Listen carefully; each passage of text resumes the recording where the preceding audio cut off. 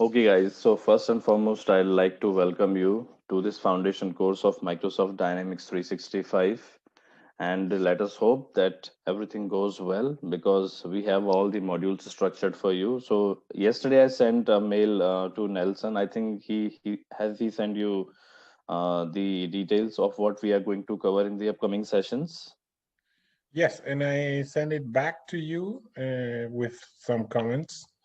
All right. So please take a look on that and send me back the information that I requested. Thank you. Okay, okay. Sure. We'll do that, Nelson. Okay, so first a little bit of intro about myself. My name is Vipin Kumar, and in AX and Dynamics 365, I've worked on both the versions. You can say approximately of 7+ years experience I have. So AX had been through several iterations, starting from AX4, AX 2009, and then R1, R2, R3 releases, and finally to the D365 FNO. And that is also continuously upgrading. So we'll be talking about that also. So in short, that I've worked on the majority of versions, but not on AX4 and AX 2009 because those were like way back. So this is a bit of info about myself. I think that's enough. So speaking of what is in Dynamics 365, so Microsoft is competing with Oracle and SAP, and it's trying to focus. It's Microsoft is making sure that they are bringing the products to the to the specific requirements. So they have Dynamics for sales, they have finance and operations, they have a field service, customer service. So all of these are various verticals where Microsoft is focusing. So we'll be talking specifically about finance and operations because that is what majority of people implement, and that is where we are going to study. And that So is that is something. These boxes are related or are different softwares? very much they are related. We can say that in sales also, in FNO also. So we have sales in FNO. We can also have a little bit of customer service, but these are then specifically designed. You can say these are different branches of the same product, and this is what encompasses everything. So this is very much like that. And it Okay. happened only in the Dynamics 365 version. Otherwise, prior there was only AX 2012, R1, R2, R3, which had all of these components. But then Mhm. now, specifically, Microsoft is releasing the product only for these things. For example, in retail, you'll not find all of these things. Okay. Okay. So this is one thing. So like we'll be focused on finance and operations, the enterprise edition, because this is what like almost everyone is implementing because it Okay. has almost all the modules and all the functionality. All right. All right. So a bit of history is definitely required because if we are going to study about this product, at least we should know the history. So Microsoft Dynamics was originally developed, between by two companies, the IBM and Danish Damgard Data, and it was known as IBM Exapta. So Exapta then released its first version in 1998 and in the Danish and US markets. And then finally, what happened is that IBM returned all the rights to the Damgard data. Then they released another software called Navision AS in 2000 because Damgard then merged with Navision software. So this was the second time you can say the code was released in 2000, and later on it was named as Navision AS. And finally what happened is, as we all know, that Microsoft is very much good in acquiring sorry, in acquiring products. So whenever they see a potential fantastic market, so Navision was then finally acquired by Microsoft in 2002. And then here is where all the processes started. From 2002 it continuously released a lot of versions. Finally AX in 2012, it was known as 2012 also, it was released in September 2011. And this was the first product which was like widely available almost in 25 languages and more than 30 countries. So from here, it was like again released in various other iterations like 2012 R1, R2, R3. So this is the thing. So this is the screenshot of AX 2012. So basically, this is like a .NET type of application. So you click on a client, the client has to be installed on every system. You click on the client, and this kind of screen will pop up. So there is a server running, and then we have all these clients connected to that server. But then what happened is, after 2012 R3, so finally they thought, okay, I think we should move on to the cloud, and we should, like, the ERP looks quite like old type of, like, it's very much not up to date. So they finally moved the client, and there were like lot of changes as far as the design was considered. So technical changes, a lot of functional changes, and also the design changes. Finally, they all moved. Majority of the people are now on the cloud. We also have the on-prem installations, but now what client has to do is, there is no separate client needed.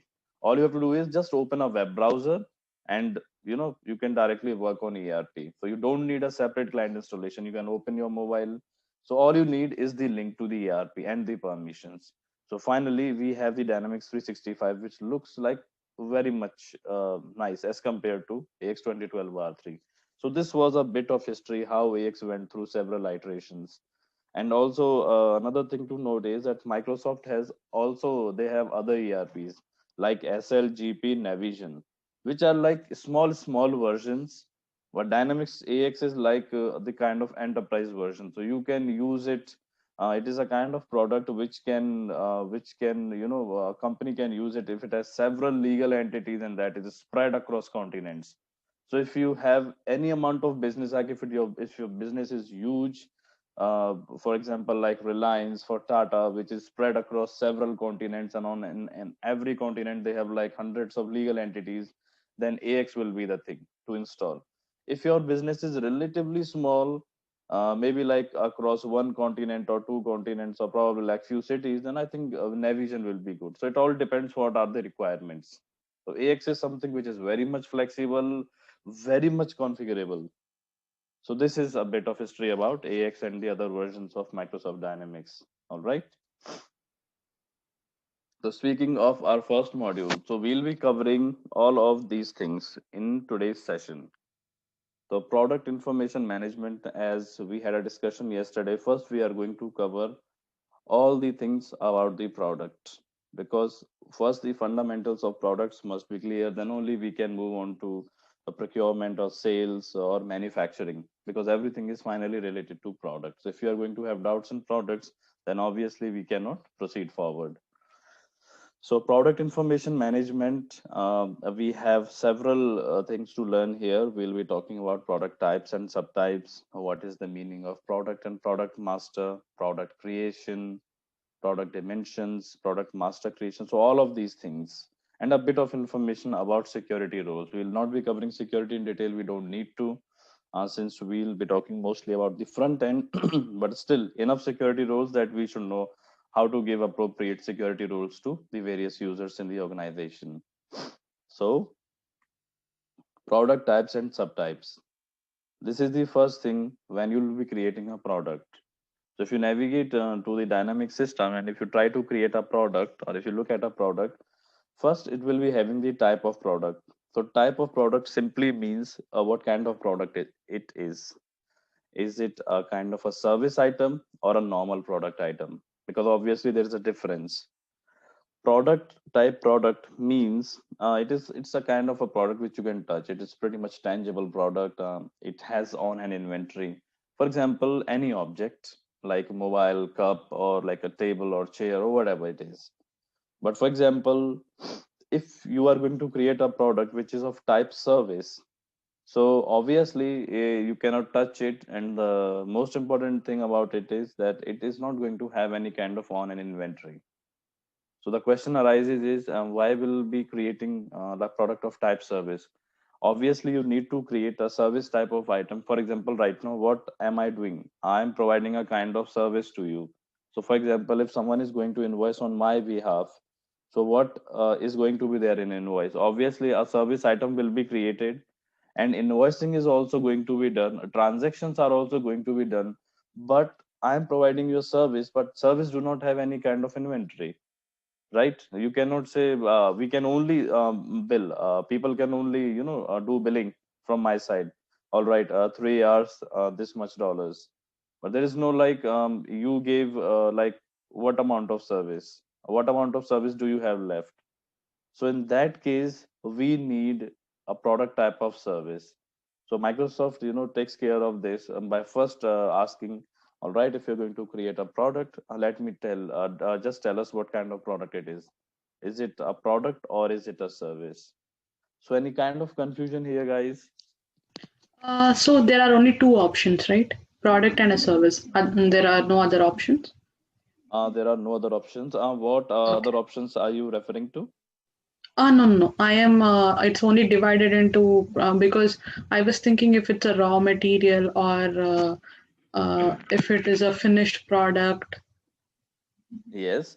So these are also the type of products, but then these will be covered later in the manufacturing. But on the product level, you are not going to define whether this is the finished good or with the raw material.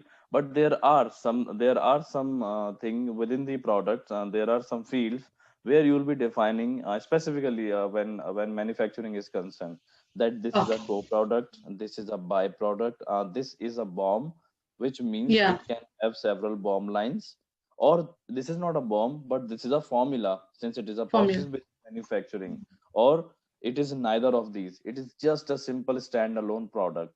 So that type of configuration is also there within the product in the engineer tab. Okay, Oh, but right now this is the more higher bifurcation.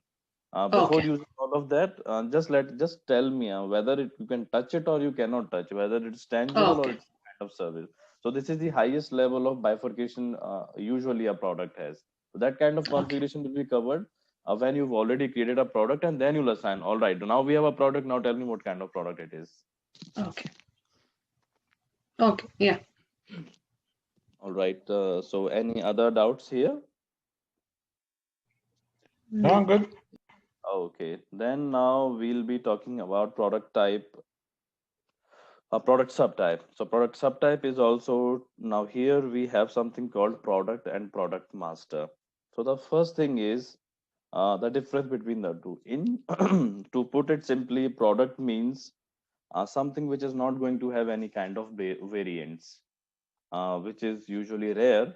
For example, let me say, okay, this is a T-shirt, but obviously you'll say, okay, what size it is, what color it is. So as soon as we start talking about size and color, which means this item is going to have some kind of dimensions like color, configuration, size, or style. So if this is the thing, then it will be called as a product master. So just think of any thing in the inventory. Almost every item is going to have any kind of some kind of variance. But still, if you have some items where you don't have any kind of variance and you don't want to specify variant on sales transactions and purchase transactions, then we'll be creating a product.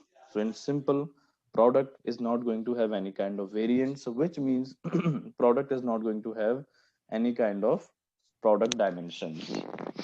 Probably an artwork or something that is unique, and Yes, if you're yes, you selling. can. Yes. Like in short, if you don't want to assign any kind of dimensions to the item, just create a product instead of creating a product variant. But the use of product variant is like it's really useful. For example, let us say a shirt, and shirt is going to have let us say three or four colors or four or five sizes. Then it will be super tedious. For example, shirt size M, color green, and shirt size M, color blue. So then it will really not, like, it will not work well. Also, like, how many variants? For example, there's an item which is having 1,000 variants. So obviously we are not going to create 1,000 products for that, right? So there we'll utilize the concept of product master. So this is how we decide whether we should create a product or service, or we should create a product or product master. So is the concept of product and product master clear? Uh, Yeah, Yes. go ahead. Ask doubts, please. so Vipin, so product and service are two high-level categories, right? So Right. once we choose a product, under the product we get to choose the product subtype, right? Mm-hmm. And the product subtype can be product master, and those can have different attributes like Right. small, large, excel, and all. That's it. Exactly.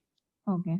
What if we choose service? So we still have this product subtype.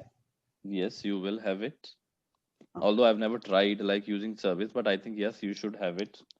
And with that, I think we should also give it a try. That's really something nice. Okay, hold on. Let me open the surface. Okay, a little bit of information about these the division of modules. So this is the this is the system. All right, the Dynamics 365. So one more thing, guys. Like here we have the concepts of workspaces. So by default, these are all the workspaces which are provided. So these are the inbuilt workspaces. For example, it's kind of links to shortcuts, important tiles. You can customize these workspaces. For example, if I click on customer payment, so someone who is responsible for customer payments can see the invoices past due, payments not selected, find transactions. So these are like out of the system. We can also customize these workspaces. This thing is not present in the prior versions of AX. Okay, so also one more thing is all the modules are here, and the modules are moreover divided into four important parts. So if I navigate to the product information management here, so these are all the parts. And I think I also have the Dynamics AX 2012 installed on my laptop. Let me show you this also so that you can correlate. So this is Dynamics 2012 AX3. So you can see it's pretty much outdated when it comes to user interface. Okay, so if I navigate to product information management, so this is how, like, functionality, everything is same. So if you know AX 2012, you know Dynamics 365. So almost 99% of the menu items, names, and locations will be at the same place. But the thing is, this product is now constantly updated. Like every time you are going to have some new set of features. So not only this, but we have a workspace for feature management as well. So every new iteration is going to give you some kind of enhancements. Okay. So this is really something which is very much up to date. So I think we here also we have something called feature management work order. So we have okay, this is the feature management. So see here we have 60 355 not enabled, 65 enabled. So these are all these small features which keep on adding. For example, charge allocation from sales order. There might be some kind of enhancement, calculating a free text invoice. So whatever you want to enable or disable, you can disable or enable it from here. And this product is constantly updated. If you look at it, you will see it is 2020 release wave 2 and 10.0.15 update 39. So this is the 39th iteration. Within few months, the iteration path will change. So this is how this product is updated. And in Dynamics AX, so here also updates used to come, but not regularly. So R1 and R2 and R3, cumulative update 1, 2, 3, so such kind of things. Anyway, the division of module is as such. So first we have the common thing, which is the master data. So this is going to hold all the details of the products, released products, or anything else. So for whatever, for example, if I'm talking about the procurement, then it is going to have the purchase orders. So master data is present in common. And what about periodic? All the common things that a user wants to do periodically, like any kind of he or she wants to see anything, or like perform a kind of task or an activity which are periodically required, will be there in periodic. Reports, all the reports out of the system for this particular module is going to be in the reports section, so user can run reports from here. And setup, this is the most important part of any module, because every module setup means how this module is going to function. So this will be decided by setup. And setup also is divided into you can say two parts. First is the parameter section, which is a combination of simple yes or no or few kind of boolean, so you will specify it here. And the setups which are having some kind of data, which you need to specify some kind of data. So this is how the division is in Dynamics AX. And similarly, you can see This is very much like that only. Only few menu items are added, but moreover, the concept is same. So here also we have setup, we have the products. So this is all the master data. Then these are few more menu items. We have the inquiries and reports where you can use the reports, and then we have some kind of periodic tasks. So these are the tasks that you are going to run periodically. So this is how the module is divided, almost every module. So you will find these four things everywhere. So anyway, you are talking about the products. Let us try to create a service item with a product variant. So I'll click on service and product service type. So see here we have something new. We have product master also. As I was saying, we can specify. Okay, because if I'm going to give you a service, so someone is giving you counseling, someone is giving you consulting. So obviously you can have two different types of services, right? So even service can have a product and product master. So is your doubt clear? Oh, yes. All right. So, but prior to creating a product, we need to know several things. So product creation. Now product creation is a bit tricky in Dynamics AX. It's very simple also, but you should know how the products are created. So first thing is creating a product at the global level, which means, for example, see, if there is a company which is having four legal entities, and almost four of those legal entities are using almost similar products. Let us say 90% products are similar. So we should try to create products at at one page, and we'll share it from there only. Products should be stored in database only at one location. So it's not good for the database purpose also, and also for the sake of redundancy. For example, if I have legal entities 1, 2, 3, 4 for my company C. So what I'm going to do is I'm going to create all the products at one level, and I'm going to release those products into other legal entities. In this way, the duplicacy of items will not be there, and we are able to track our item. So therefore, this is the way how AX uses for the creation of products. AX first creates the product at the topmost level, and then you can share that product into the various legal entities. So this is how the product creation happens. So is this concept clear? That we are not going to create a lot of products, Yeah. the same products for every legal entity, because that is not making any kind of sense. And besides, how will you track it? For example, if I create item 1 in legal entity 1, and item 2 which is very much like item 1 in legal entity 2, then we'll not be able to track it. Okay, and also the duplicacy will be there. Also anyone can go and edit a few things about a product, then like after some time you lose track, like is this the same product we are referring to? So this is the thing. Okay, so first create the product at the global level, then release the product into the legal entity. Or else you can directly move on to the legal entity and create a product from there. So that is a kind of shortcut, but again, the all the things will happen in the same way. Even if you are going to a legal entity and creating a product, the product will first be created at the global level, and then it will be released automatically, and you will not even notice it. Okay, so now we'll see how this happens.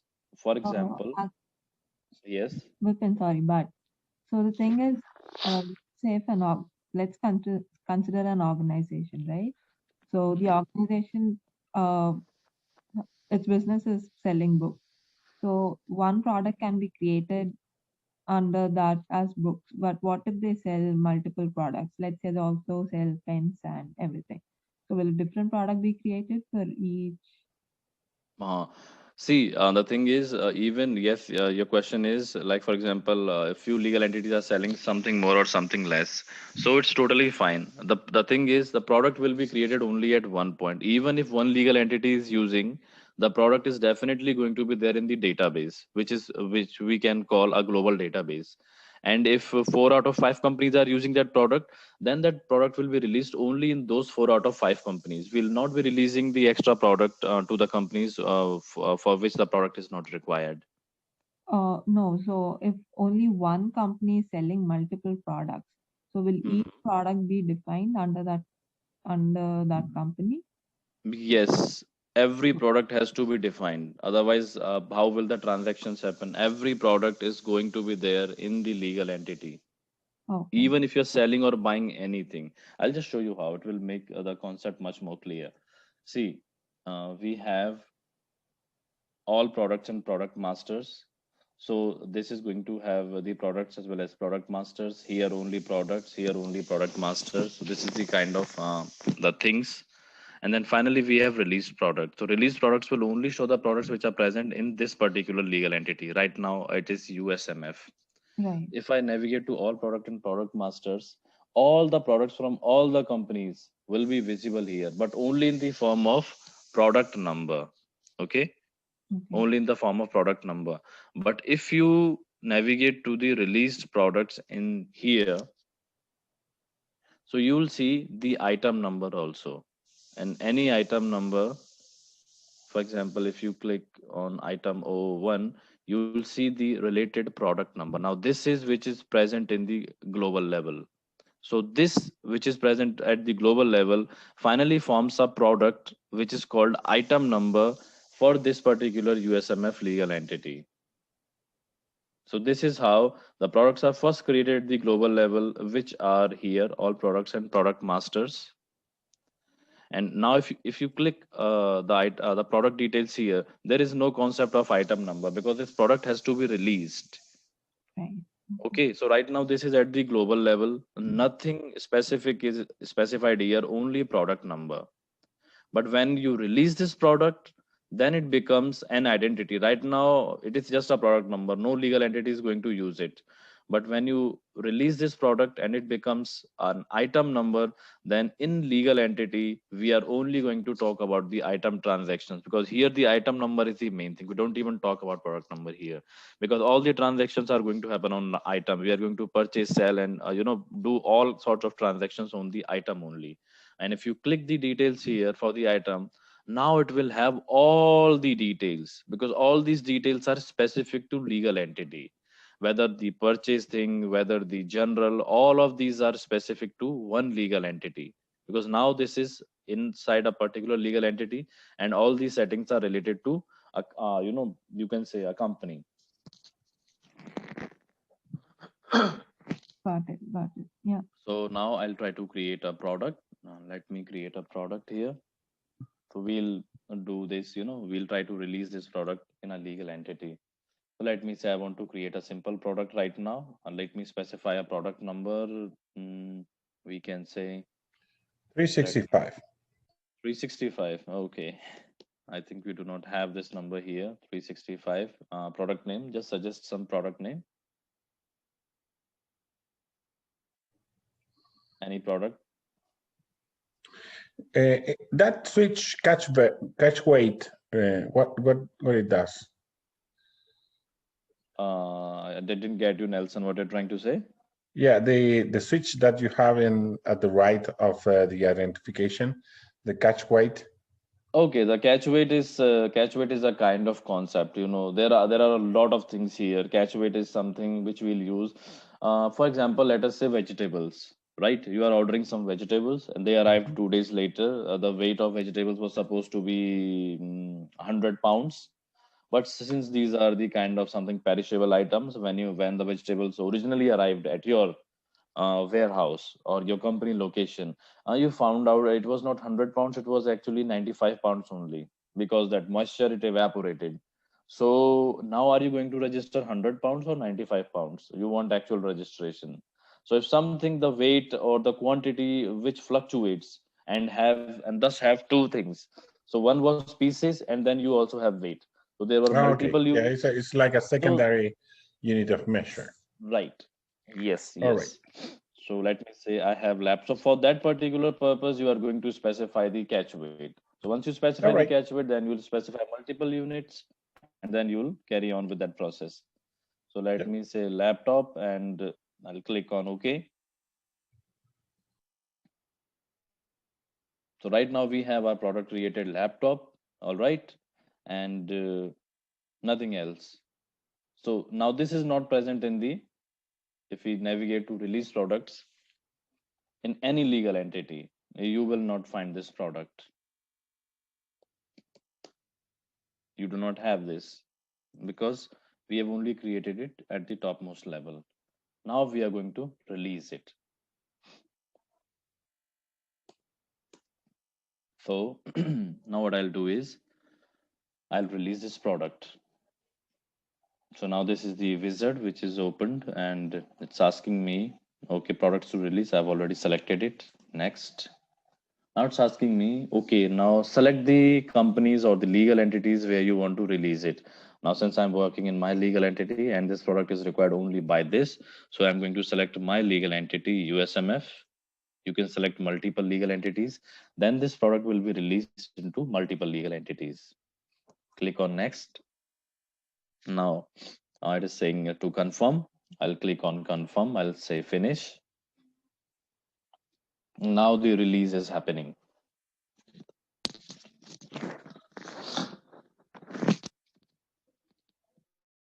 Okay, operation completed. If I navigate to released products,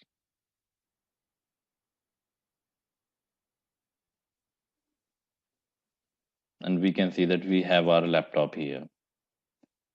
That same product number, it copied itself into the item number, and now here we'll be talking only about item number because item number is the main identity in any legal entity. So we can say Yeah, it is and still tagged. there you're going to find a bunch of other Yeah, there definitions. now all settings are present here because these all settings are related to a particular legal entity, whether these are purchase units or whatever. So this is how the you can create a product at global level and it finally releases into a legal entity. Also, if you want to directly create a product here, let me try to create another laptop, item number 366.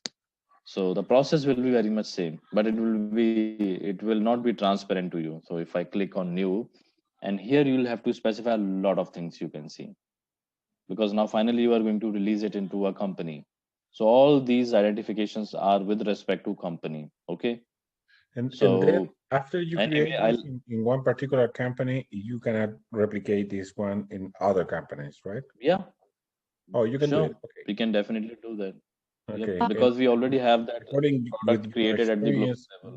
which is the best path way to do this? Create a product and then release it, or start from here? Most of the companies are doing this thing, almost in every implementation, because usually they do not have multiple legal entities, so really they don't care. See, if you want to release it in multiple legal entities, it's good to to create a product at the topmost level and release it from there. Otherwise, see, the thing is, even if you create one product in a legal entity, your product number is already created at the global level. So you can create one product in the released company, in the released product. You already have the product created over there, and then if you want to release it in 3 other legal entities, you can directly go to the all products and product master, select that product, and release it into other 3 legal entities. So it depends. Most of the implementations, there is only one legal entity, so they do not bother to Okay, go got the it. product masters and then create from there. So it's a simple thing.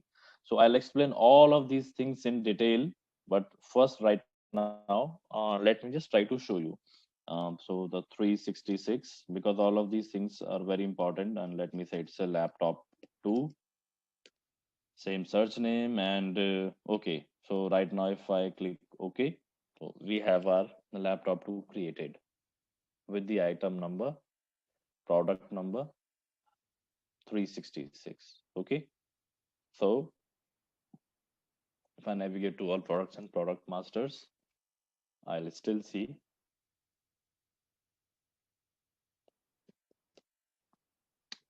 So this is how things happen. It automatically created at global level first.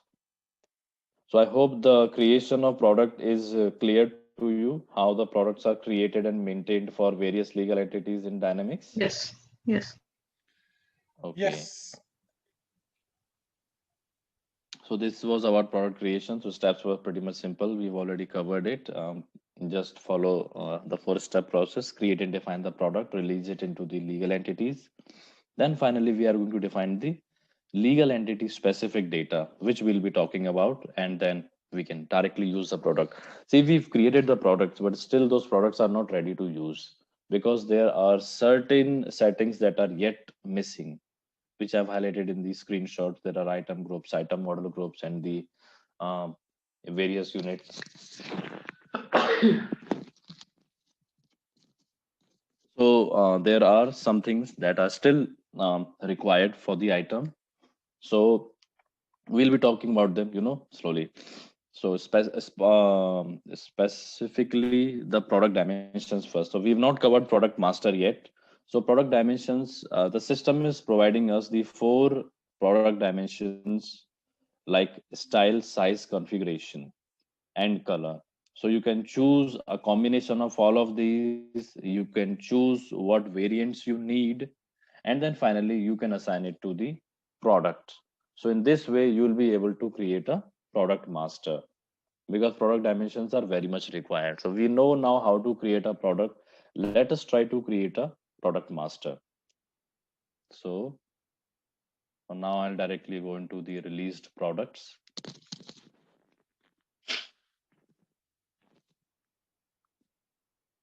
And then we have something called product dimensions here. So in the setup tab, if you navigate to the dimensions and variant groups, we have product dimension groups. So we have all these product dimension groups. So you can, create a new group if it is already not present here.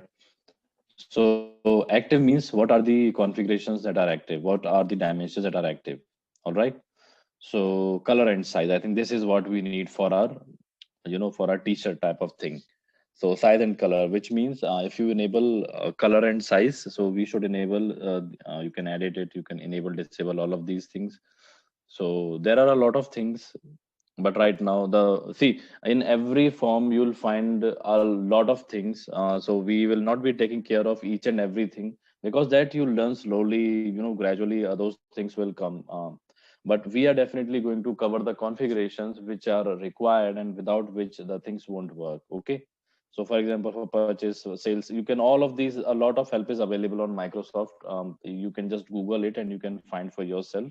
It will be a kind of little bit homework for you, because Yep. it's really a good idea. If you start Googling, a lot of help is available. See, the thing about Microsoft Dynamics is, for even if you say create a product in Dynamics, just this search will give you, you can say, a lot of blogs. You can directly have the Microsoft blogs. So not only this, but you can also have good amount of videos. You can have a good amount of blogs also. So so whenever you face any kind of questions or queries, there are a lot of people available on Google to help you. So this is one thing. To be a better consultant, sometimes there are queries which other your peers cannot resolve, so it is good to talk about those things in community.dynamics, something like that. So a lot of help is available. In short, that is a good thing. So anyway, we were talking I, about I color would and like size. to I would like to see some how this works in a transaction. This structure that you're building here in the color size or something. Didn't get you, Nelson. What were you saying? I was saying that I would like to see how this structure works in a transaction. Yes, so we'll be covering the transactions also. Right now we are covering the basic details. So Uh-huh. once we are done with the product, then we'll be covering all those transactions, sales, purchase, and everything. So I've Yes. built the module in such a way that first configuration, because when we are going to have the analysis for transactions, and then we should not be a little bit confused about like where is this coming from. We'll be covering Hmm. all the transactions. Perfect. Don't you worry about that. Okay. So right now, for example, right now we are trying to create a product master. So for that, we need, let us say we are going to create a t-shirt and we need color and size. So we will enable these 2 dimensions. So color size is now our dimension. So once we do that, now we'll go and create a product master here. Release products. I'm going to create a new. and let me say item type, item subtype, product subtype, product master. Let me say t-shirt. Let me copy this. See, as soon as you click on product master, this becomes enabled product dimension group. If you select only product here, this will vanish because for product dimension group is not required. If I click on product master, product dimension group, so we are going to select the color and size. Once we do that, we have to specify all of these things also, but anyway, we are not specifying it here. I'll click OK.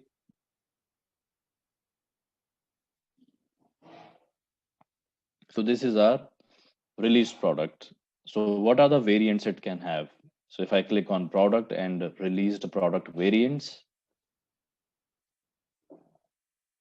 none right now. We'll be creating a new variant, and since we have color and size enabled, so we have to first create colors and size for this. Let me say I want to create a color of red, color blue, color green, and let me say we have 3 sizes for t-shirts: small, medium, large. All right, let us make it 4. XL. Once I click on save here, so now these were the variants that we created. So now what we can do is we can click on one color, select one colors, okay, and we can click and select one size. Now this can become our first variant, t-shirt blue L. But instead of doing this, what we can do is we can directly click on variant suggestions, and this is really a cool thing to do. Click on variant suggestions, it will give you all the possibilities. Since you've already defined the variants, so here you can select some of those that are required, or you can simply select all, click create, and you have all the variants created now. So now these are the variants that are created. So this is how you can create a product master variants. So if I click on t-shirt and if I click on release product variants, so I have all the variants. You can create more variants if you want, but this is how like the basic creation of variants is happening.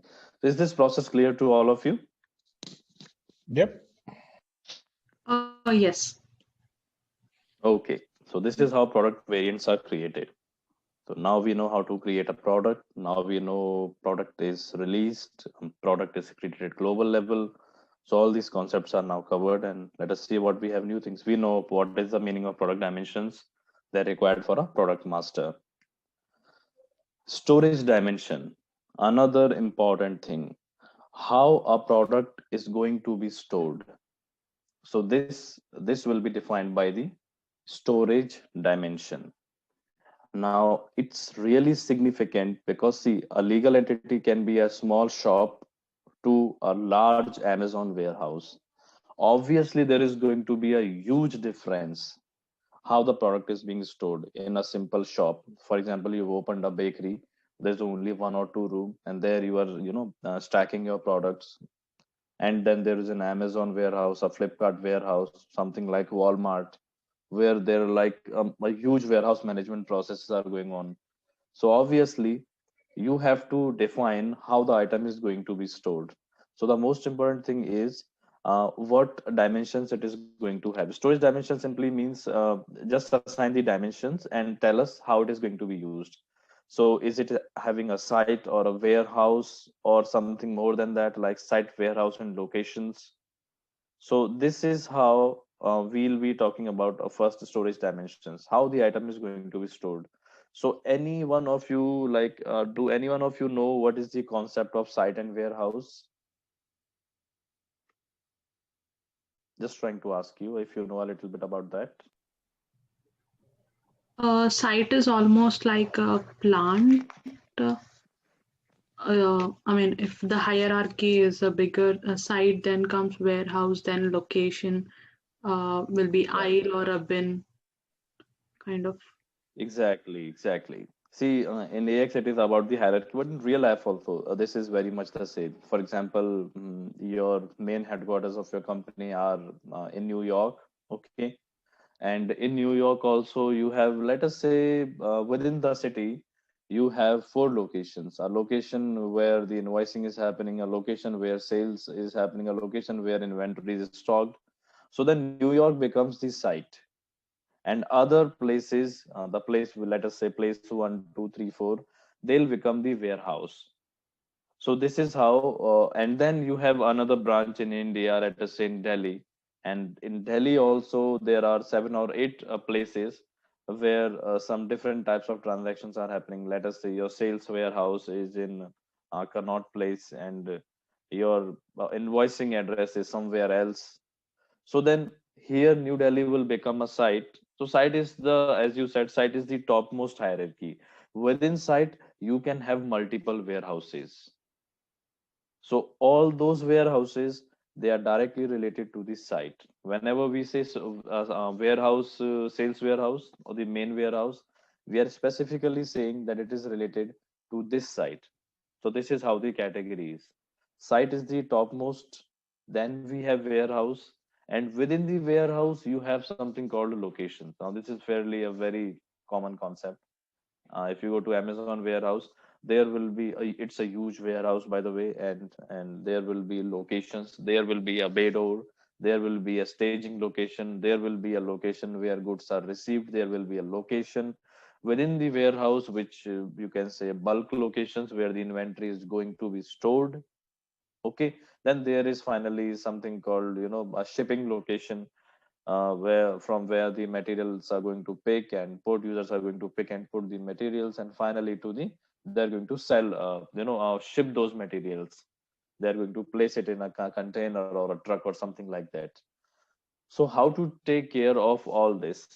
So we define the storage dimensions, but then all the items can be different. For example, some items don't need all of those complicated processes, so they are not, then we say they are not warehouse managed items, so we'll specify only the site and warehouse for them. But if an item needs to be placed inside a location and then properly tracked, probably like using the process of pallets and all, then we are going to specify, okay, now for this item, specify the site, warehouse, location, license plate as well.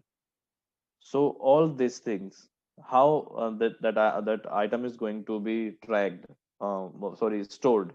So this you are going to specify in the storage dimensions. So is this process clear as far as theory is concerned? So I have a doubt. So above Yes. site is your legal entity, right? If I have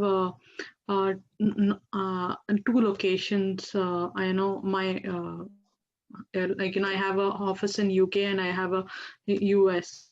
So it would Mhm. be two different legal entities, and under that I will have each site and then warehouses. Okay, so about this, the thing is, now you're talking about legal entities. See, legal, sorry, just give me a minute. See, legal entity, bifurcation of legal entity means you are going to, we bifurcate legal entity when we need a separate accounting. Okay. In Delhi, if your office is in Delhi, you will definitely need a different legal entity. Maybe the vendors, some of the vendors or the customers can be same, but only if you have multiple sites, you really don't need a different legal entity. So you can operate. If your accounting is okay with it, then you really don't need a new legal entity. You can have 10 sites, and every site can have hundreds of warehouses. So that is not an issue. That if you have a different site, you need a different legal entity. So Okay. legal entity is more based on the Uh, that financial right. impact that it will have. Exactly. If you have separate accounting, if you have separate vendor, separate customer, separate sales, even if you have different types of, sales tax and all, but it totally depends on moreover on the tax and accounting. That do you really need different books? Different books now means okay. I think there is a need for different legal entity. Because see, legal entity, what is the meaning of different legal entity? People sitting in New York, if you are able to handle everything, all of your accounting from one place, I think you really don't need a different legal entity. But let us say you have a accounts office in New York, we can consolidate it also. So it's a business decision whether you want to make it a different legal entity, because different legal entity means a different accounts team. And now they are going to present a different trial balance, a different P&L statement, different ledger basically. So everything is different. So if everything is different, and still if you are, if within one block, then also you may need to have different legal entities. But if everything is same, let me say your international vendors are also same, so it may be a possibility that you are defining one site as New York and one site as Delhi. So across the continents also, if your company is spread, it may be possible that you have one legal entity. But even within these, let me say, how can I put it more bluntly, even within the same room, if you have different accounting, different, everything is different, you may end up having two legal entities. So this is how the legal entities, it's purely a business decision. Oh, okay. Yeah, I got it. Because I encountered, I was in an implementation, and for example, on the two sides of road, the owner was same, everything was same, okay. The own and I mean, there was not even, you can say, uh, anything which could, distinctly say that this is company one and this is company two. And not only this, but the half of the employees were also same, the accounting employees. But then I asked that why do you have two companies here? And like, you cannot even, you will see only one board like company one, and within that company one there is something called company two. They don't even have a board for that. So I was asking, like, why do you have different sets of like everything is same, why do you need a different legal entity? And then they said, see, the thing is, we are constantly bidding to get, the tenders. So it's always better to, if two people, I mean, if we have twice the chance of winning a tender, so for that, we have separated everything. So we have different sets of, we have different sets of books. Accounting is done different. Everything, all the statements are generated different, although they are generated by the same chief financial officer and the accounts team. So it's purely a business decision. So and they really had a good amount of profits, because now, for example, instead of 10, they are getting 20 tenders for 1 year. So legal entity means, it's a purely business decision, it has nothing to do with site, right? Okay. Is it Yeah, we was it got it. clear? Yeah, yeah. Okay. So we were talking about storage dimensions, how storage dimensions are there. So I'll first, uh, let me navigate to the system. So storage dimensions are also present here. So how you are going to store them? Is it a simple site or warehouse? So as we can see, site and warehouse are the most common dimensions that we enable. If we are not talking about complicated warehouses, then here we have something. See, use warehouse management process. So if you enable the warehouse management processes, then location, license plate, and inventory status becomes enabled. For example, here, if you enable this now, if you specify this storage dimension to the item, then it will exhibit all the things of a complicated warehouse. Then the item can be license plate controlled, it can be placed in a location. But if you give site and warehouse to the item, then you cannot use the location and other features. So this is how we specify the storage dimension groups. So mandatory and primary stocking are also one of the things. As I've already mentioned, mandatory means, you want to specify the warehouse dimension. So if you click the mandatory checkbox, then you have to specify the warehouse before proceeding to any other process, whether it is in sales or is it in, like, in purchase. So you'll get that, later on you'll come to know about that. And there are other things also, for example, blank receipt allowed. So if you enable this, then without specifying this particular thing, you can receive without specifying the, if I click here, then without specifying the warehouse, you can, receive blank receipt. So this is something like that. Then you can issue blankly physical inventory, financial inventory. So all of the and coverage plans are related to something called a master planning for purchase and for sales. Means if you are going to specify trade agreements and like are they going to pick up these prices or not. So there are a lot of settings, but right now we only focus about the what we need to specify. We should be focused only on active and inactive. So site warehouse active means now we are able to specify the site and warehouse for a particular item. Site warehouse location means okay, we have to specify the location also. So it's good if you don't want to use full functionality of warehouse management, but you want to include okay, I really need this location facility also. So specify the site, warehouse, and location. Okay. And finally, if you want to use the full flexible warehouse management process, then you'll have to enable this Boolean, use warehouse management processes, and then all of these things will be enabled. So these are the various dimension groups. So once we do our transactions, these things will become more clear. But right now, just learn that storage dimension groups means what all we are going to use. Okay. Okay. Okay, with that, we'll move on to the tracking dimensions. Now, obviously, every item can have like 3 or 4 possibilities. Is it having a serial number? Is it having a batch number? Maybe it is having both. Maybe it is having none. So now how the item is going to be tracked. Storage dimension was how the item is going to be stored, and tracking dimension is how the item is going to be tracked. So we'll talk about this. I think, guys, we can take 5 to 10 minutes break, and then we'll be back. Is it okay? We've already passed like 58 minutes. Okay. All right. So I'll meet you after exactly after 10 minutes. Let us take a 10 minutes break, just have some water and recap of what we've done, and then we'll continue the session then on. Okay.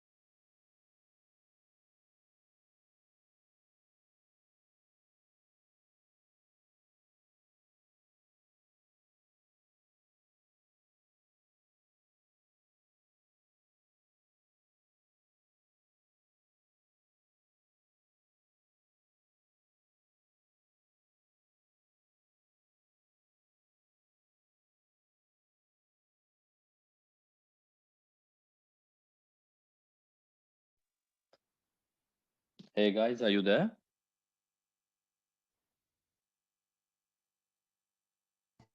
Yes, Vipin.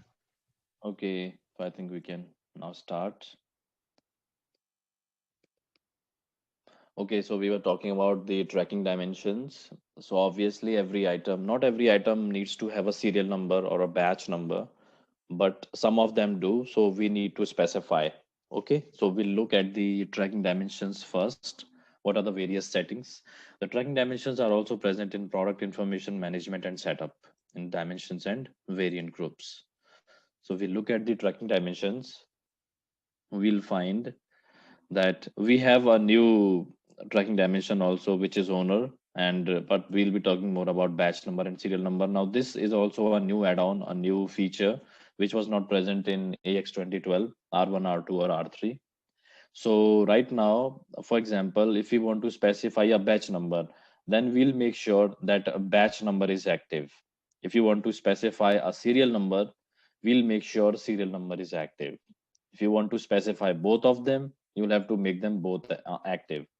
One more important thing to note, guys, is that once you attach our tracking dimension to a particular item, let me say batch number and serial number, now on every transaction, whether you are purchasing this item, receiving this item, moving this item, selling this item, producing this item, the system will always ask you for this particular tracking dimension. Otherwise, your transaction will not be completed. It will always throw an error that since the item is batch number and serial number controlled, kindly specify the batch number and serial number for this particular process. So is this thing clear? That if you're going to specify it on the item for every inventory transaction, that tracking dimension becomes mandatory. Also, in case of serial number, for example, this one, so we have something called serial number control. So serial number control means you should not have duplicate serial number for one item. So if my item is, let me say, a laptop, and if I specify a serial number dimension to it, then serial number control, enabling this control will mean now the laptop will not have duplicate serial numbers. But if you disable this, you can have duplicate serial numbers, which I haven't encountered any company using this sort of functionality. Usually, if it is serial number controlled, the control is usually applied. So, and then there is something called like capture serial number. So this is something if you want to capture the serial numbers before picking and packing process, and if you want to register serial numbers before consumption. So these are other settings regarding the serial number. But these were the most important thing: serial number control and register serial numbers before consumption, and making sure that you will only select those dimensions which are mandatory, because now you have to specify these dimensions everywhere. You can also have a tracking dimension of none. For example, you really don't want to define any batch number or serial number. So this will take care of the tracking of that product. Hence, it's called a tracking dimension. So any kind of question in tracking dimension, it's a simple concept, I suppose. Is tracking dimension clear to you? Yes. Okay. So, how will you define expiry or anything? That is something called FAFO. That is first expiry, first out. So that is totally a new concept. How to define the FAFO. So FAFO is a kind of thing. So you have certain fields on the item card where you define the shelf life, where you define the best before days, and once you define that batch number, okay, so this is the batch number, and this was manufactured on this date, so automatically the expiry date will be calculated. So that has nothing to do with tracking dimension. Tracking means whether it is batch controlled or serial control, and that you are asking is another feature of Dynamics, and it's very simple feature.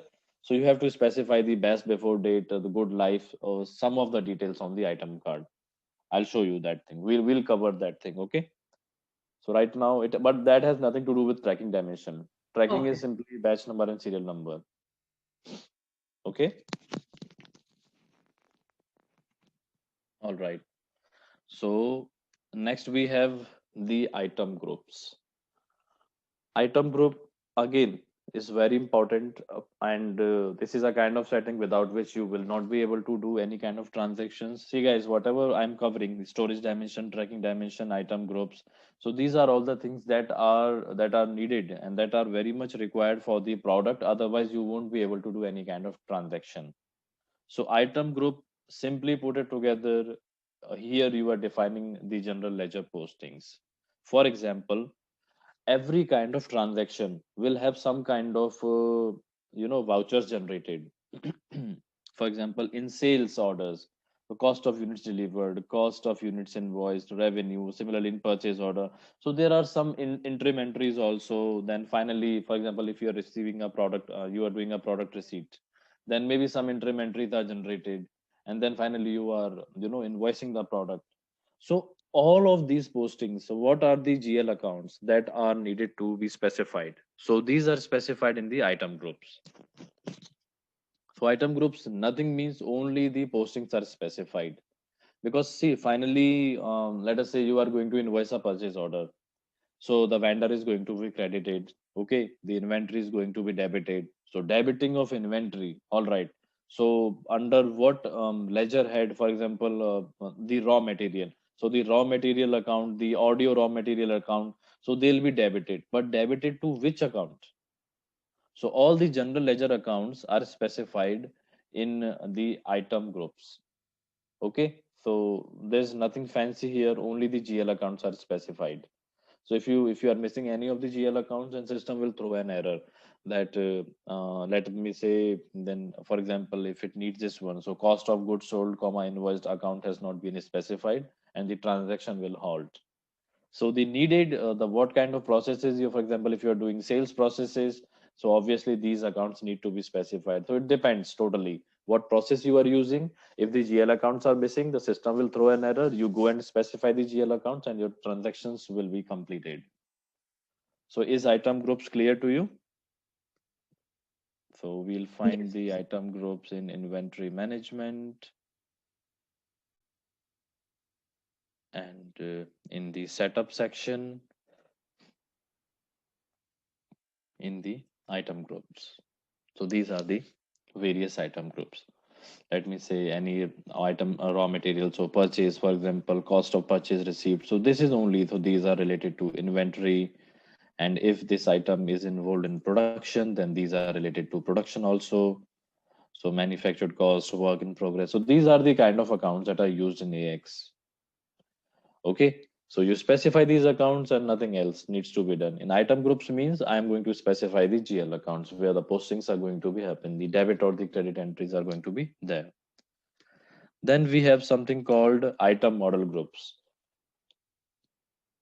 Guys, this is the, I can say, the most important form as far as item is concerned. And to explore the full functionality, maybe 2 or 3 lectures will be less.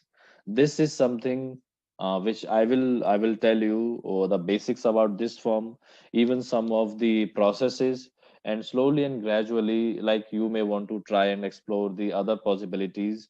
So you will be creating the master data first, and then you will be trying to explore it. So this is the most important form as far as item is concerned, and also I can say this is one of the most important form as far as whole of the AX is concerned. So among the top forms, this is one of those forms, item model groups. A single enable or disable, a single boolean, a single change on this form means an entirely different story. Okay, so item model groups means simply how the items are going to behave.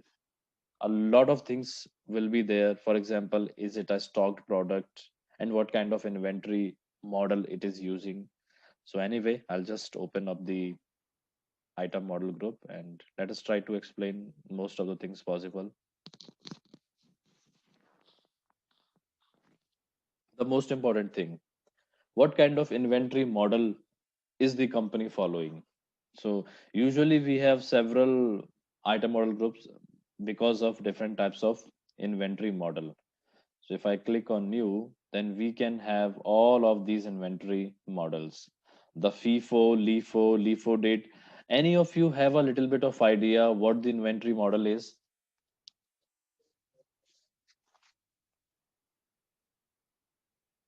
Any one of you? Nelson? First in, first out, last in, first out. I, Yes. As a matter of fact, this is the name of some of the data structures in computer science. yeah, But yeah, that's how I figured. okay, yeah. So see, inventory model. This is a kind of a thing which is it. As a matter of fact, it has international and national rules, like which inventory model is the company following. So basically, it has to do with the costing, with the prices, with the profit and loss. So the kind of inventory model usually a company uses FIFO, LIFO. Most of the Americans they are using the standard cost. So it totally depends what kind of inventory model you are using.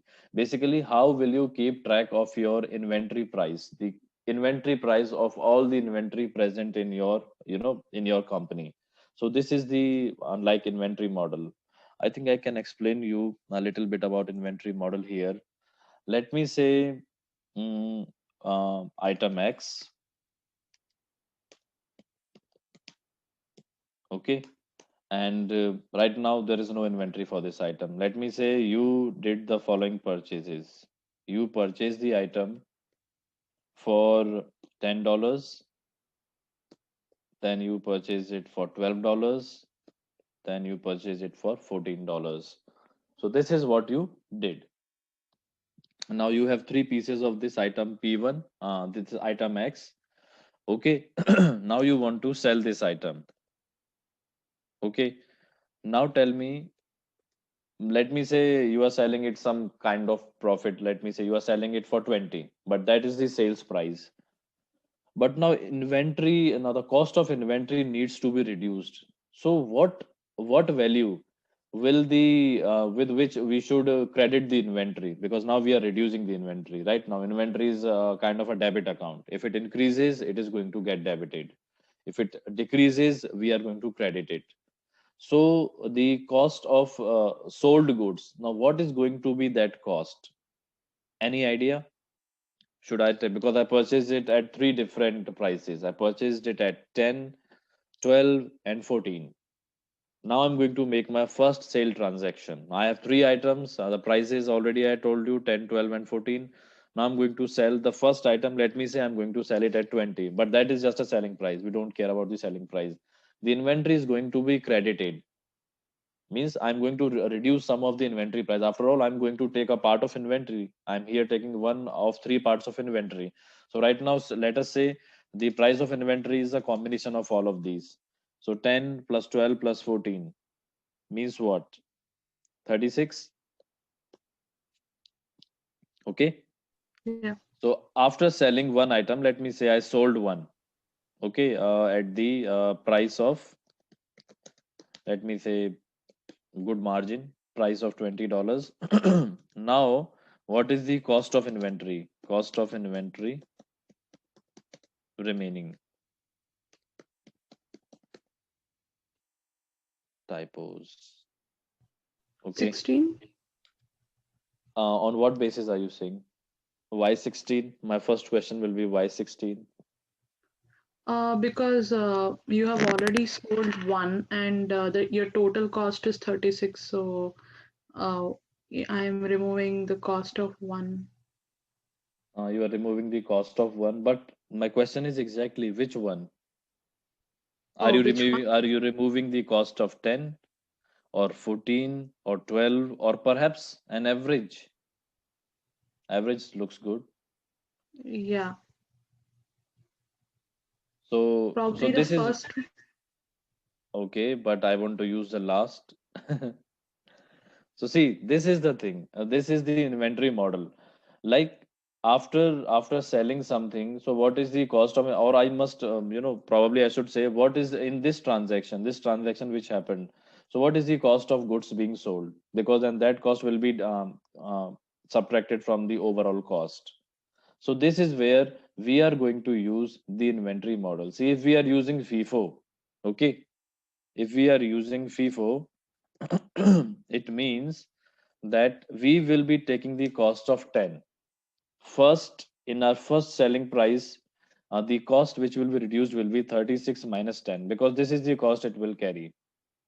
For the next, it will reduce the cost by 12. Then next, if you're going to sell the third item, it will reduce the cost by 14. So this is the FIFO method.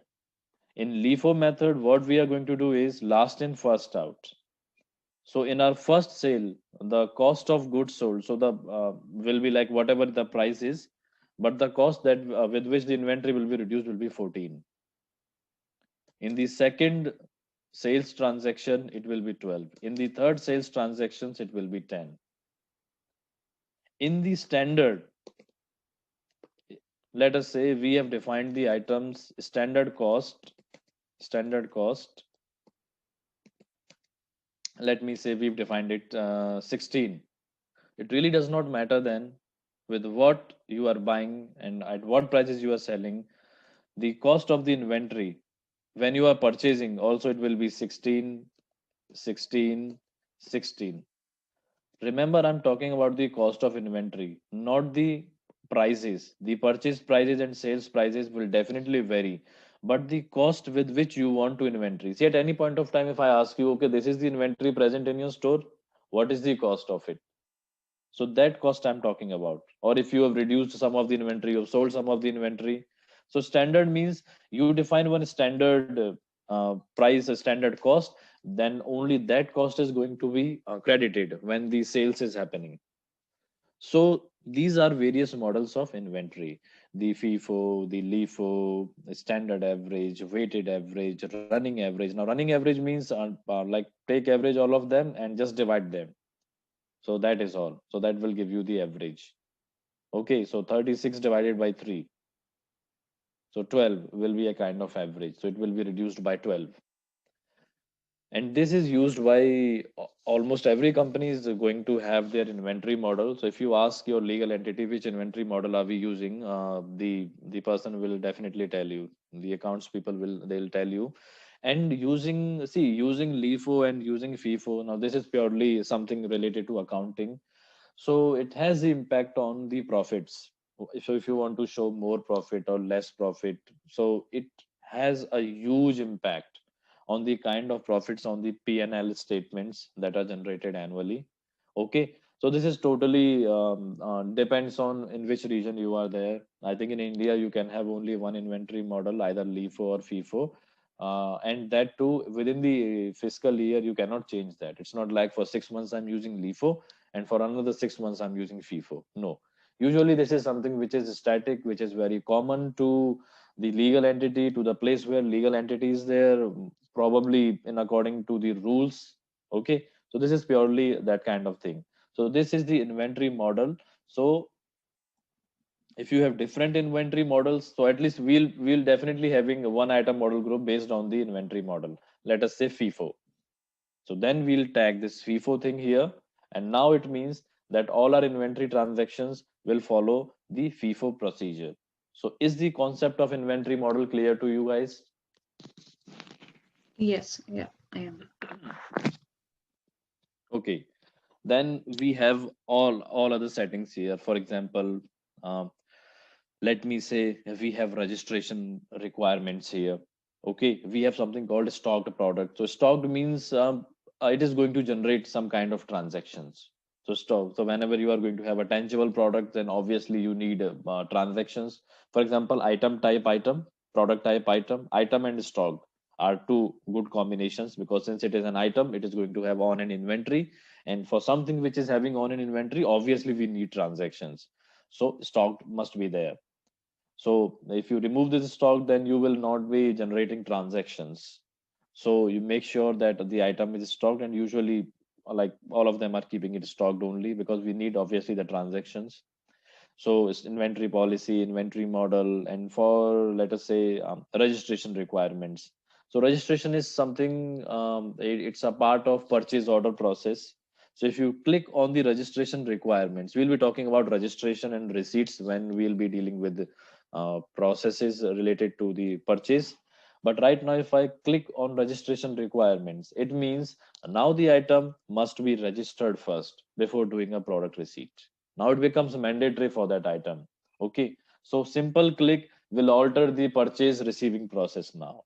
Now, even if you can directly receive the item, you will not be permitted. The system will throw an error that registration needs to be done for the product.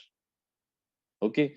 Similarly, if you click on receiving requirements, so before doing the invoice, system will say, please do the product receipt. You cannot do that. Picking requirements, similarly, these two are for sales. Picking requirements means you cannot directly pack and send the product. It will say, sorry, please do the picking first, then post the packing slip, and then do the sales invoice. So just enabling and disabling these things is going to alter the physical updates, the procedures, the various physical updates in purchase and the sales process. So you see, every tick, every boolean on this form is really going to change all the process. Simple thing, for example, here, approved vendor check method. So no check, warning only, not allowed. So, for example, whenever we are going to buy something, so we have a list of approved vendors for the item, not for all items, but maybe for some specific items. Let me say I have item X and we have vendors V1, V2, and V3 which are approved. So, what do you want? Do you want that we can create a purchase order only from those approved vendors and not from others? Then make sure you click on not allowed. If you clicked on not allowed, then if that item, if someone is going to create a purchase order for that particular item, and if it is going to specify any other than the approved vendor, system will throw an error. If that item is having this item model group. So now you get me that as we know how the item should function, we will be creating different types of item model groups. If you click on warning, it will allow the user to create a purchase order with the unapproved vendor, but with a warning that, see, you are trying to create a purchase order, but anyway, this vendor is not approved. Are you sure you want to continue? Then it's warning.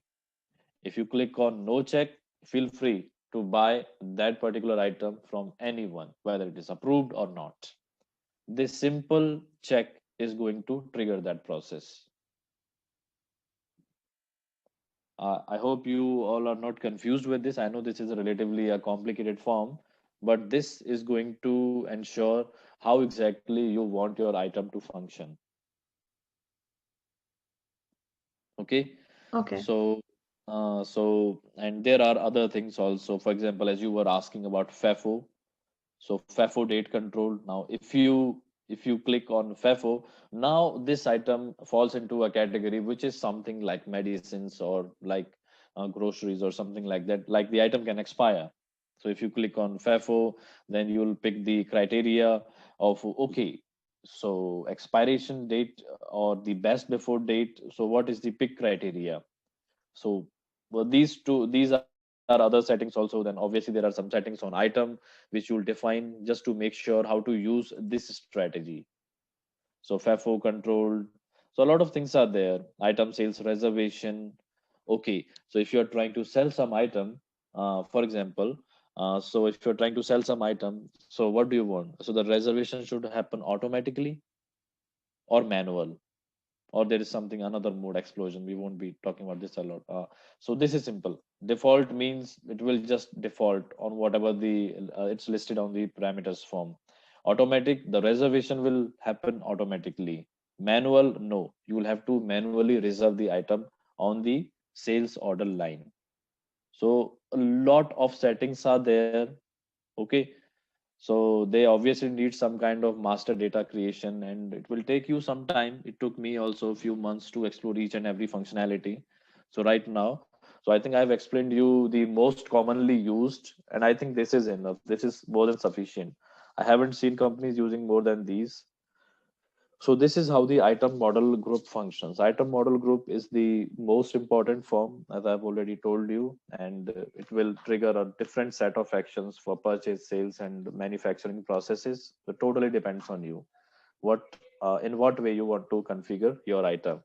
For example, if you click on quarantine management, then obviously it's a kind of quality check. So if you click on quarantine management, so as soon as you receive something, then those items will be placed in a quarantine warehouse which you will define. We'll talk about that in inventory management. and then a quality check. You can perform a kind of quality check over there, and if everything seems fine, you can push it back to the inventory. So totally depends what features and what functionalities for an item you want. So all that is available in the item model group. So I hope by now you understand how crucial and important this form is. So any questions, any kind of confusion regarding why do we use item model groups? So this is only the FIFO is right. If we use standard cost, will the options change, or the inventory No, the cost? option these options are not going to change because this is simply inventory model. So nothing is going to change here. Only if you Okay. change this model, if you change this model, only how the prices of inventory, that cost of inventory is going to be changed on every transaction in a Okay. different way. If you're using standard cost, so as I told you, if you're using a standard cost, then the credit and debit of inventory is going to happen at different prices. This is the only thing that is going to happen. Okay. Okay. Yeah.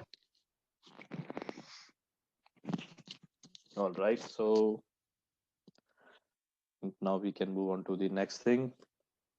So item model groups, we've covered this. Item master details. I think now we can open the item form and have a look at the various details. So I'll navigate to the product information management, click on released products. Okay, it's showing an error because I'm okay. Now released products. So we created our product. Now I think let me open any random product. So let us talk. So this form is also like, I think this is one of the form which is one of those forms which is having like huge amount of details.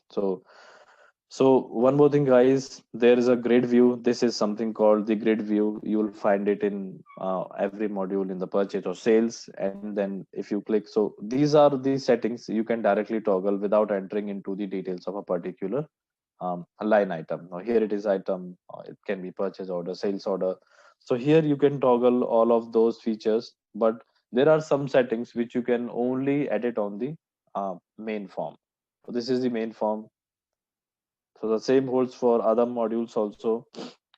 So for example, this is related to product. So we have a lot of things here. We've already covered release product variant. It's disabled because this is not a product master. The defaults about the purchases are showing here. So this is called the action pane. So some of the settings are present in the action pane, which are more common, which can directly be edited in grid also. But then the other settings are present here, and this is the item card. So general section is going to cover the general settings, for example, the item number, product number. We talked about the storage dimension groups, tracking dimension groups, the item model. Purchase is going to take care of the purchase defaults. For example, if you want to specify over delivery for this item, so let us say, all right, we can have this item of 20% over delivery. So if we click on edit and we specify the over delivery percentage here, so it means then these values will be copied by default to the purchase orders. So we don't have to go to purchase order and then the line details and specify again, okay, that this is the minimum or the maximum over delivery or under delivery we can have. So these are all sorts of defaults. So you make the changes here, you don't have to make changes on individual purchase order. So this is how the things work. Similarly, in case of vendors, you make the changes on the vendor card, all those changes will be carried on to the various purchase documents like purchase order or request for quotation. So a lot of things are there which you can specify. You can specify whether you want to use the latest purchase price or not, or you want to specify any kind of a price for this item. You can specify the purchase price. So if you specify, let me say $100, then this price will be directly copied onto the purchase order line. You don't have to specify the price there again and again. Price charges, if there are some kind of discounts, we'll be talking about discounts later on. So all of these things related to purchase processes will be defined on the purchase order, purchase section. Similarly, for the sales, you can define the sales unit. and the other things. Okay, so these are related to various aspects. So item card is going to provide you a lot of options where you can specify if there is something you need to specify with respect to production. So as you were asking, so a bomb unit, a constant scrap, variable scrap, especially you were asking, okay, what type of product it is. So that bifurcation is here. Is it a co-product or a byproduct or a bomb or a formula or none? So you can specify this here. So similarly, there are a lot of settings to talk about, but right now I just want you to get the basic idea. Anything related to costing is specified in the costing. If you have some additional financial dimensions which are enabled, those dimensions will be specified here. So we'll be talking a little bit about financial dimensions when we'll be covering the accounts section. Anything related to warehouse management processes will be covered here, but right now it is grayed out because as we already know that this is and site and warehouse managed item only. So it is not having the warehouse management processes enabled, because of which all these fields are disabled. Okay, so this is how the configurations are working. So there are a lot of options which you can specify. So this is like a basic overview of what the item card looks like. You can edit certain things here, but once the transaction is done, so if you want to see any kind of transactions or the on-hand inventory, you can directly click on the on-hand inventory here, and it will show you what inventory is present in warehouse, in which warehouse. Okay, so this is the inventory right now present in warehouse 11. The physical inventory is 538, out of which 2 is reserved, and we can use 536. Okay, out of which ordered in total, which means yet to come. So maybe some purchase orders are pending. So once they get receipt, so this quantity will be added back to the available physical and physical inventory. On order means there are some sales order, probably because 38 is going to be taken out maybe sometime after, because some sales orders are pending. So this is how you can see the on hand inventory of an item. All right. Also, if there are any kind of transactions which are done, will be listed on the transactions. So I guess here we have quite a few transactions. So any kind of transaction which you are going to do, so that transaction will be recorded on the transactions page. And as a consultant, you should always refer to these two important forms, on hand inventory and transaction. Whenever you think I don't understand why this inventory is showing there, let me see what transactions, through what transactions this item went. So all you have to do is click on the transactions button. So there you can see whatever is happening with that. Okay, so right now we can see that transaction this, for example, it is telling us the dates, it is telling us the number, the sales order number, and it's telling us that it's sold. Basically one quantity is gone. Okay, cost amount also, from which site warehouse. And not only this, if you directly navigate onto this hyperlink, if you click this hyperlink, you will be directly taken to the customer as well. So this is the best thing. You cannot miss a single detail. Every detail regarding any process is covered in the item transactions. And these are the two most commonly opened forms. Whenever we are in a bit of doubt as a consultant, I don't know why this value is showing this, the inventory should be this, why is this showing this. So on hand inventory and transactions are the two most common forms, which, like, we open it, like, let me say, 1,000 times in a week just to know what is going on. So this is the inventory it is showing. So it will be a good idea, once we go through the purchase processes and inventory processes, just try to create few of those things and just see how all these values change. They will all change dynamically. You create a purchase order of 100 pieces, and it will show. It will add 100 here for the warehouse 11. So Uh, 152 plus 100. Yes. I I have one note. So when will the inventory hit? Like, I mean, when is it posted in an inventory, Yes. a So transaction? transactions will happen. First, we'll have to learn about the purchase processes. So, but still, since you are asking this question, When we are receiving product, inventory rises, which means inventory is increased or inventory is debited. When we are selling the items, the inventory is, we can say it's reduced. So it depends on what stage. And even in the Yeah, that's purchase what order, I was just looking at what stage, like, if because in a sales order, usually what I have seen is usually after a shipping is confirmed, then the inventory will be hit. So, yes, yes. yes. There also we have a lot of things. For example, in product, in case of purchase orders, when we'll be covering all of those things in detail. So we can do a product receipt directly, then inventory increases. But sometimes registration is required. So if you do registration, then also inventory is increased and is readily available for use. So it depends. So for that, you will have to drill down a little more into inventory transactions, Okay. study a little bit more, and then you'll get an idea. Okay, so now the inventory is increasing or decreasing, or like it is on the way to increase or on the way to decrease. For example, right now this is ordered in total, which means there are definitely some purchase orders pending, and which needs to be received. So it is saying, okay, 152 is going to arrive at warehouse 11, but when exactly, don't know, because there are some purchase orders and maybe some receipts are not done, something like that.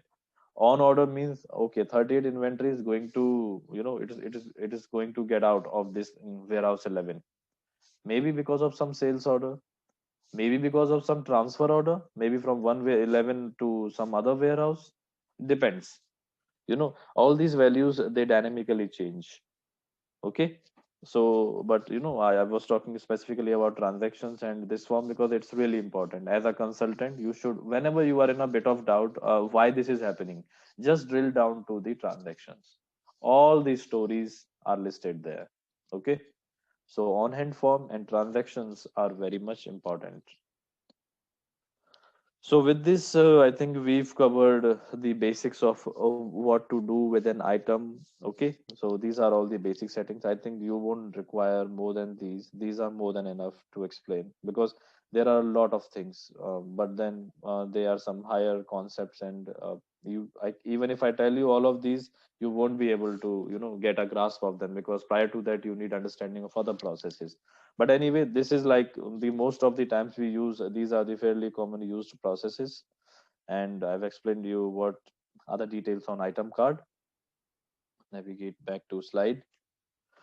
Okay, so finally we are going to cover something called security roles in Dynamics 365. See, what is the meaning of security role? Right now I am the system administrator, I can see all the modules, I can edit whatever I want. But this is not the case in real life. A person who is only dedicated to procurement and sourcing should be able to create purchase orders, and he or she should not be able to edit some GL information. It's not a good idea that the purchase people, are directly going to general ledger and just editing the chart of accounts and, just creating a global general or something like that. This should not happen. But why? Because the roles are assigned. So in Dynamics AX, we have good amount of roles. Also, we can edit those roles, ask a developer, all right, assign this privilege also to this particular person. Let this person also view this form. So this is done using the custom code. But by default, we have the accounts, the various roles for specific accounts. So if you navigate to the system administration, and on the users, we'll find the list of all the users which are available on the system. So mine is Vipin, my user ID is Vipin. So I'll find my user ID here. So if I click on my user ID, I can see that I'm the system administrator. And this is the reason I'm able to do whatever I want in Dynamics 365. But if you assign a role, so here we are going to assign role. So there are already inbuilt, a lot of roles are inbuilt here. For an accountant, you need only this role. So once you specify this role to an accountant or like whatever, there are a lot of roles for a feature manager, for a clerk, okay, for the material handling, for the production manager, for the production planner. So a lot of roles, really a lot of roles are there for a warehouse manager, warehouse worker. So you can select set of those roles, click on OK, assigned to that person, then what will happen is only the available modules in which his requirement is necessary, only within certain modules. Let me say in account, let me say in procurement and sourcing, if someone is assigned the role, okay, you can create purchase order. So in procurement and sourcing, he will not be able to see setup. First and foremost, he will not be able to see GL and all other things. Only few menu items will be showing here, the few modules that he or she should have access to. Then within every particular module, not all of these things will not be visible. No, only the things that are required for that particular role will be visible and will be editable. So if it is a person who is assigned the job of creating purchase order, then obviously setup section, or like most of the setup section, will not be visible or available for that particular user. So this is how the security roles work. So assign the security role to a person, and that is all. So only that kind of work can be done with that particular security role.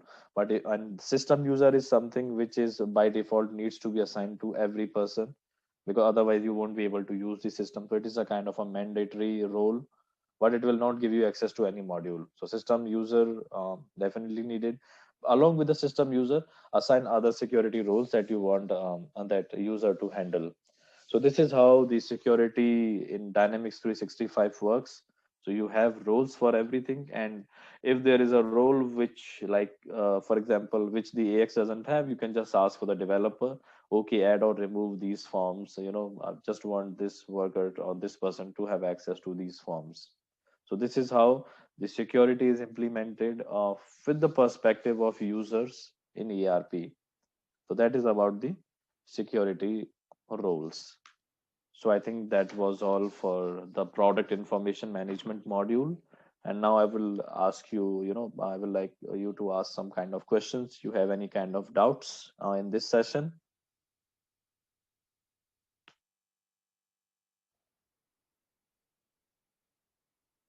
I think, are Yeah, you, hello? yeah, Yes. yeah. Not doubts specifically, but how to go about with the learning in terms of See, uh, the best thing about the way I usually, tell to people is, uh, first, we are see now we've covered the theory, we've covered the business processes, like how exactly in business this sort of thing is happening. Why do we need a warehouse, or why do we need locations? Why do we need FIFO? So these were the business prospects, the business processes, and then we are looking at the system, at the ERP system, how to configure all of those. So the thing is, once you get familiar, so today you got familiar with product, right? Now you know a lot of things about product, that there can be variants, there can be service items, and product can have the purchase defaults, it can have the item model groups, maybe a purchase require, maybe a product requires this or doesn't require this. So now you know the almost a lot of, I'll not say the basics, but these were like covered fairly in fair detail. So now you know about product information management. So in this way we are going to build up our base. So on next sessions, maybe we'll be talking about purchase, then sales. So in this way, we'll be covering the business processes, we'll be covering the product, and that is all you need to know. Then whenever you are assigned onto a project, these are the same things happening. Maybe the first customer bug that you'll encounter is that a user is trying to receive but is getting an error.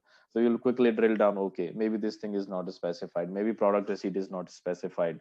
About learning, this is the path that we are following, and I think this is the best way, because I learned, I was self-taught mostly, so I learned recovering from a lot of blogs. The thing is, this is not a kind of ERP consulting is not something that, okay, this is the book and you just learn it by heart and now you are a pro. No, this is not going to happen. Okay. So you slowly and steadily, you learn about various concepts, you try to configure those in the products. So right now it is very much like mathematics. So whatever I've taught you, now you need to, I'll be giving you exercises. So I think we have exercises. I'll be giving you exercises, what we need to cover, and then you need to do those exercises. So before next session, I think you need to have a, you know uh, just try to configure all those by yourself. Let me see if I have those exercises. Yeah, sure. Because if you are able to do those, then I can fairly say, okay, now you are understanding the product and the processes as well. Okay, so the first exercise is, okay, so these are the exercises that you need to do. So don't don't think that this is hard. This is absolutely not hard. ERP learning is very simple, too much fun. First you need, in the few sessions you just need to know, okay, how to create products, how to create POs, how to do this and that, and then everything is, it all falls into place very nicely. So I think you can take a screenshot of this. So this is the module. So if you are able to do this, I think you are at a very good pace. Okay, so just take a screenshot of this. And I think they have provided you with a test environment or not. I hope you guys have access to the test environments. No, actually, that's Uh, why I was going to ask the next question. So where do we? I think I'll have a word with Abhay. He'll be like telling you where the environment is. So because about that I don't know, but yes, you definitely need to get your hands on to the system because that is the most important thing to do. So, but right now, for now, just create this. Just take a screenshot of this exercises. I hope you've taken a screenshot of this. Yeah, yeah. I took a screenshot. Okay, so this is what we covered in today's session. So you have to create a product at global level. Just make it both ways. Try to release it in a legal entity in the global level. Okay, then create a product dimension group, storage dimension group. Just do all sort of these things.